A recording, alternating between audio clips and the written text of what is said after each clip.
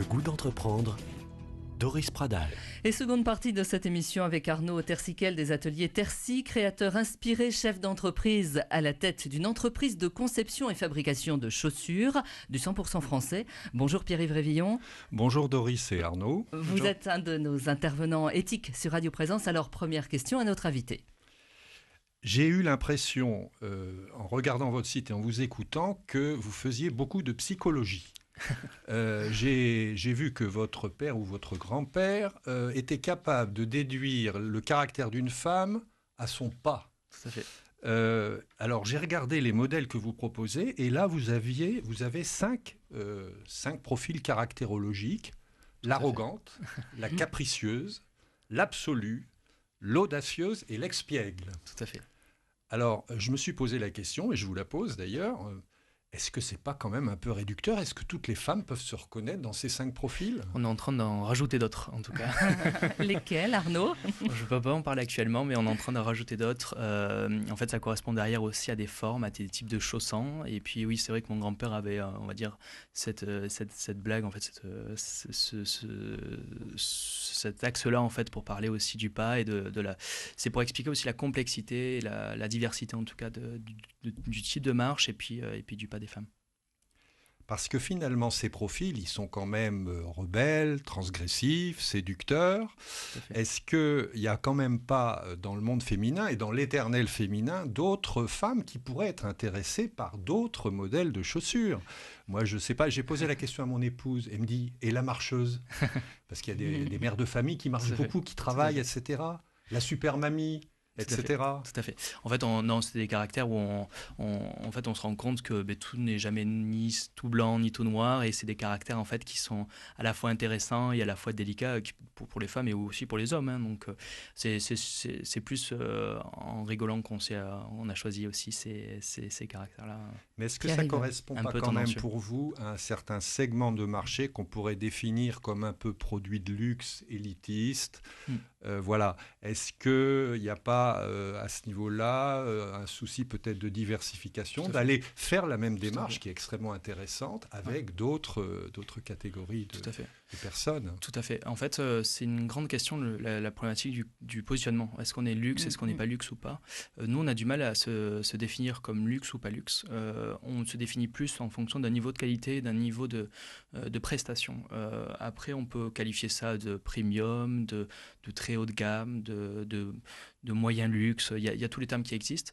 Nous, voilà, on part d'un engagement qui est, on produit en France, on veut un certain niveau de finition, un certain niveau de mode, de type de cuir, etc.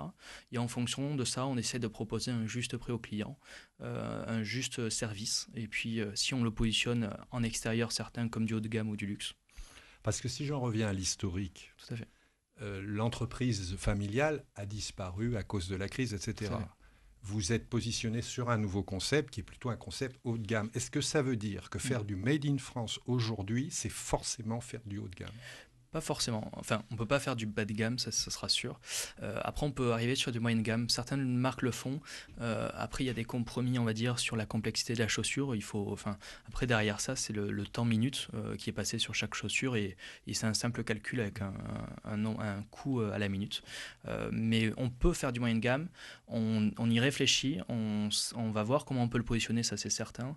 Puis après, le but, c'est pas d'exploser les marges et de grossir, on va dire, en lésant le consommateur. Donc, c'est au juste prix, progresser comme ça et proposer la bonne chaussure au bon moment à la bonne cliente. De travailler sur la qualité, sur le savoir-faire. Il y a des choses qu'on ne peut pas négliger, qui sont nos valeurs, notre ADN, on va dire. Et nous, c'est quelque chose qui nous importe beaucoup. Donc après, on verra comment ça se développe. Comment vous développez ou vous comptez vous développer à l'international, Arnaud ?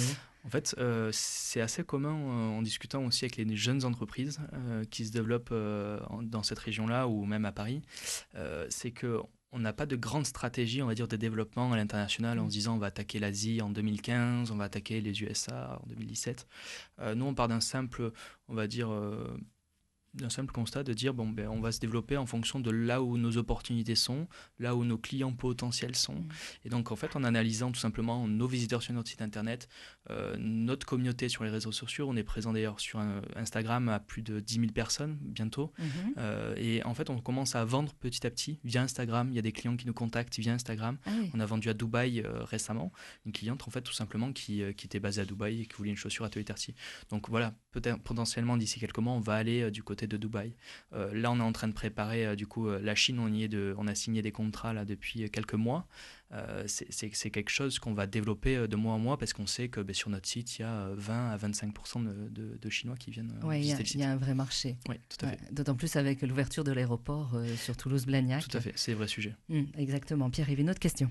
Alors, il y a quelque chose qui m'a paru un petit peu contradictoire. Vous baptisez vos collections d'éphémères. Et en même temps, vous misez tout sur la qualité, l'artisanat, le durable. Est-ce que ce n'est pas un peu contradictoire ? Tout à fait. On va dire, on fabrique, on est sur des rythmes très, très rapides. Il faut savoir que la mode H&M ou quoi, des grandes maisons, des grandes entreprises, parce que c'est peu des maisons, mais des grandes entreprises, changent, on va dire, leur devanture tous les 15 jours. Il y a des réassorts permanents. Nous, on se base sur des principes. Tous les 3 mois, on essaie de sortir une nouvelle collection et ensuite, on continue les collections précédentes jusqu'à un certain timing. À partir du moment où la chaussure peut être démodée, on va commencer à ralentir, on va dire, sa production et ralentir ses ventes. Mais tant que la chaussure peut être d'actualité, on la propose à la cliente et on en vend d'ailleurs encore des chaussures de Matali Crassé à la demande. Comme ça. Alors, vous assurez le suivi aussi des modèles parce que ça, c'est important si certaines clientes ont envie justement de retrouver le même modèle. Tout à fait. Pour l'instant, tant que la chaussure est, on va dire, dans la tendance générale et qu'on estime qu'elle va dans notre vision, elle continue à être dans la vision, on va dire, du développement d'Atelier Tercy, oui, elle est largement proposée. Il y a un vrai suivi, oui. Ça, c'est un plus quand on est une petite entreprise. On peut le faire, rien ne nous l'interdit. Donc, tant que ce n'est pas interdit et que nous, on a envie de le faire, on continue de le faire en tout cas. Pierre-Yves. Vous avez dit tout à l'heure que votre passion était en adéquation avec vos valeurs. Quelles sont vos valeurs ? En fait, c'est des valeurs de faire les choses bien. Rencontrer et vivre des choses avec les autres personnes que l'on rencontre dans la fabrication, les artisans ou les clientes. On essaye de contacter personnellement chaque cliente. Chaque cliente a mes coordonnées personnelles. On peut vous appeler Tout à fait, j'envoie dans chaque paire mes coordonnées. S'il y a un souci, elles savent à qui s'adresser. Voilà, c'est entreprendre et aussi créer des passerelles entre les gens. Cloisonner les choses, vivre à travers des mails, tout simple, ça n'a pas de finalité pure. Nous, voilà, c'est ça, c'est décloisonner aussi les savoirs. Toute personne qui a un fort sens artistique peut créer. Toute personne aussi qui achète des chaussures Atelier Tercy peut nous rencontrer si elle a des questions, si elle a aussi des évolutions. On fait parfois du cas par cas pour certaines chaussures à la demande. Vous avez dit tout à l'heure aussi que les artisans avec lesquels vous travaillez, vous étiez à la recherche du beau geste, du geste parfait. Qu'est-ce que ça veut dire ? En fait, ce qui est assez impressionnant, c'est quand on va dans un atelier de fabrication, on essaie de faire quelque chose par nous-mêmes. Il y a des gestes qu'on a essayé de faire précédemment, par exemple rentrer des clous dans un mur ou dans du bois. Là, c'est des choses où on sait que l'artisan n'a pas le droit à l'erreur. S'il plante mal son clou, il va casser le travail d'une dizaine d'artisans précédents. Et en fait, cette personne-là va faire sans cesse le bon geste toute la journée sur des paires et des paires. Et c'est ça qui est vraiment impressionnant. C'est le bon geste au bon moment. Il n'y a pas d'erreur. En fait, le produit est parfait.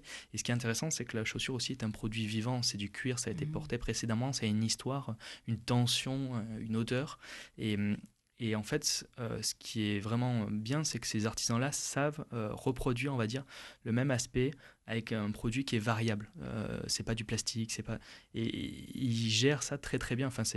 Ils arrivent à comprendre, on va dire, l'aléa et à le reproduire parfaitement.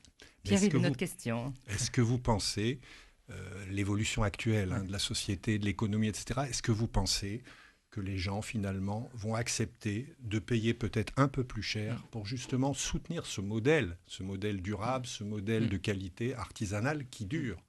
Alors, en dépassant peut-être cette contradiction avec l'éphémère de la mode, bien sûr. Mais... Tout à fait. Il y a un vrai mouvement là-dessus, ça c'est clair, les gens comprennent, les gens s'engagent de plus en plus. Je pense que c'est un effort à faire des deux côtés. Le client est prêt à payer un peu plus pour certaines valeurs et certaines qualités. Les entreprises doivent faire aussi des compromis dans leur structure, dans leurs dépenses. Peut-être qu'on va moins faire de grandes campagnes de publicité, mais plus aller au contact du client. C'est un vrai mouvement. ça c'est sûr. Et on essaye de travailler là-dessus au jour le jour. Ouais. À l'international, Arnaud, on en parlait il y a quelques instants, l'Iran s'ouvre en ce moment. Est-ce que vous envisageriez d'y aller ? En fait, c'est un vrai sujet actuel, en tout cas. Beaucoup d'entreprises se posent la question avec les changements de réglementation internationale.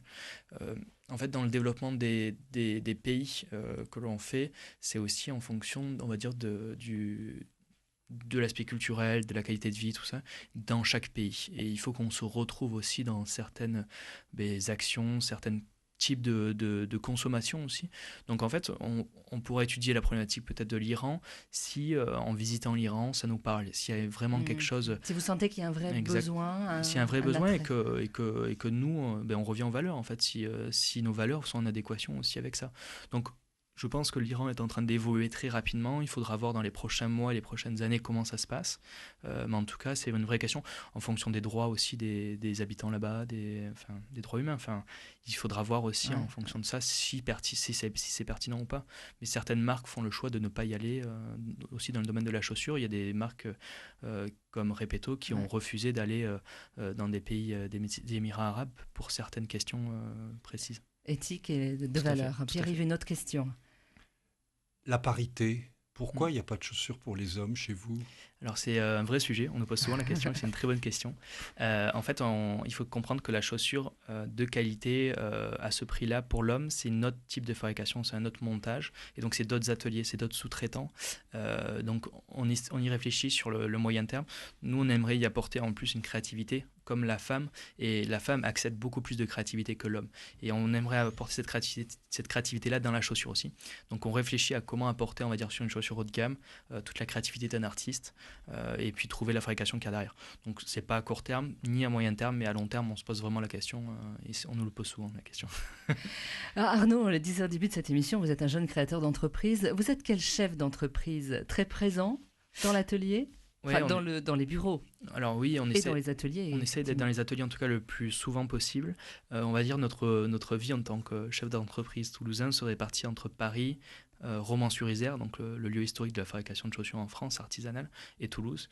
Donc on essaie de se répartir au mieux là-dessus et puis de gérer les tâches quotidiennes. Donc c'est certain qu'on va peut-être un peu plus de temps à Toulouse qu'à Romans, mais c'est toujours un plaisir de repasser dans les ateliers. Après, on est toujours au four et au moulin. En créant une entreprise, on va faire du packaging jusqu'à 2-3 heures du matin, et puis le lendemain matin, on doit être présent pour des rendez-vous avec des investisseurs ou des banques. Donc il faut savoir tout faire, et puis on essaie d'être là en tout cas le plus possible sur tous les fronts. Pour l'instant, vous êtes un peu partout.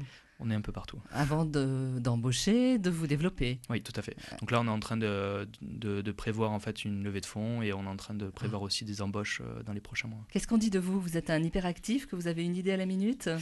Un peu fonceur et un peu têtu, mais on essaye d'aller vite en tout cas. Toutes les qualités pour un vrai chef d'entreprise. Il y a encore de la place comme pour des petites structures, on va dire, comme les vôtres, qui aiment l'artisanat, qui aiment la création. En fait, je pense qu'il y a énormément de concepts qui peuvent encore être réinventés ou inventés tout court, et dans tous les domaines. Après, il faut trouver une bonne niche, un bon positionnement. On peut pas être, on va dire, le prochain carrefour du 21e siècle, mais en créant une entreprise de manière pertinente, au bon endroit, au bon moment, dans la bonne taille et le bon positionnement, oui, c'est possible. Et il y a de très belles opportunités. Ce sera le mot de la fin. Merci Doris. Sur ces paroles, merci beaucoup Arnaud. On peut donner l'adresse de votre site ? Tout à fait, c'est atelier au pluriel, tersi.fr. Merci à vous d'être avec nous sur Radio Présence. Vous souhaitez nous écrire, nous contacter, entreprendre @radioprésence.com.